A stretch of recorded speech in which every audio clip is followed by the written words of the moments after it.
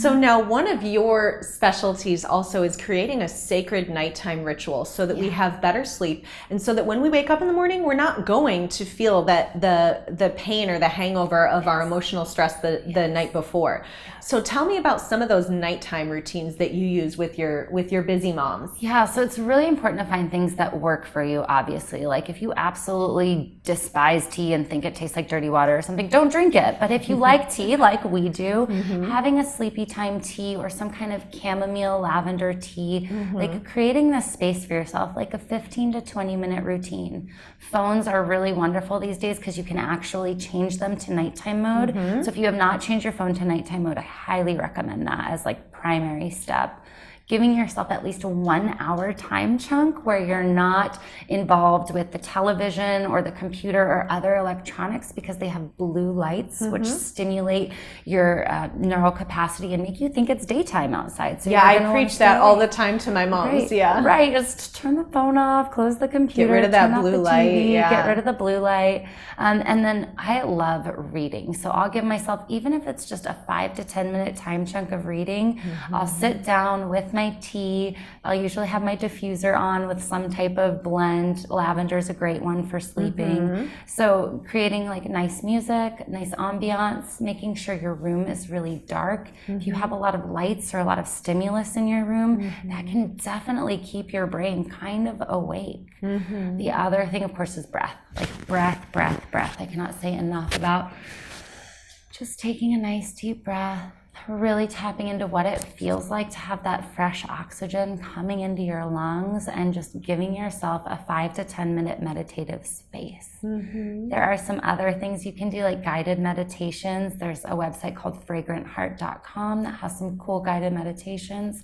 Or I'm a Headspace fanatic. Headspace, right? Like Headspace is amazing. There's also binaural beats and isochronic tones, and you can Google them and find like 8-hour like brainwave meditations that will definitely get you into those theta and delta and deeper levels. So making sure your room is dark, turning off the phones, getting into like something that you like to do, whether it's a bath or meditating or reading.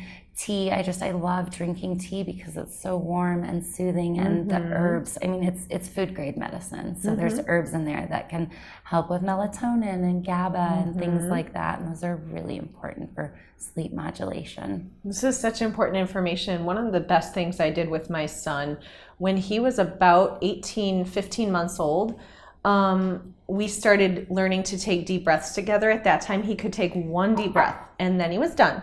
And so Hunter, take a deep breath when he's losing it. And he kind of looks like he's really stressed. And now he's, I think 28, almost 29 months old.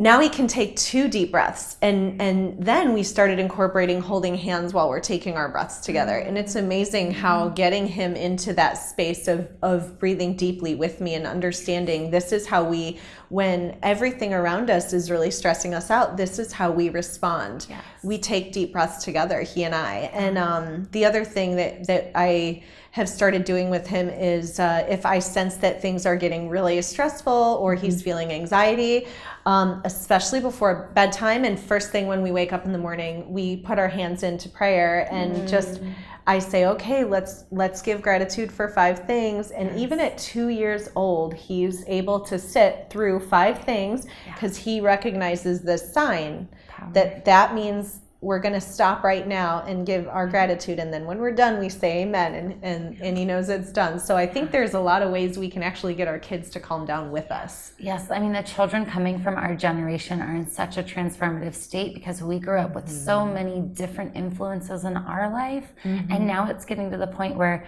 the amount of children that I see meditating, it blows my mind. I mean, it's so incredible because teaching that kind of skill will carry on with them for the rest of their life. Absolutely.